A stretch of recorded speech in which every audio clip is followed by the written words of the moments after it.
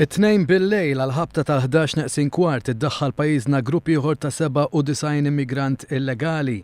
Minn dawn 91 huma rġiel 5 nisa b'waħda minnhom tqila u tarbija ta' ftit xhur. Jingħad li d-dgħajsa li kienu fuqha kienet qed tereq ftit il barra mill-port ta' Marsa Xlokk. Il-Forzi Armati ta' Malta permezz tal-Iskwadra Marittima assistew u salvaw lil dawn l-immigranti. Huma ddaħlu fil-bażi marittima f'Xatt it-Tiban fuq il-Patrol Boat P21. Kif niżlu l-immigranti deru għajenin tant li waħda minnhom baqgħet mitfuqa fl-art bit-tarbija manqa magħha. Soldati tal-Forzi Armati taw lajnuna lil din il-mara waqt li membru ieħor tal-Forzi Armati ħaħsieb lit-tarbija. Immigranta oħra li waslet fl-aħħar ta' tqala tagħha ingħatat ukoll għajnuna u ntbatet flimkien mal-omm u t-tarbija l-oħra l-isptar Mater Dei għal aktar kura. L-aħħar grupp ta' immigranti li daħlu pajjiżna f'din l-aħħar ġimgħa kien ta' 270 immigrant.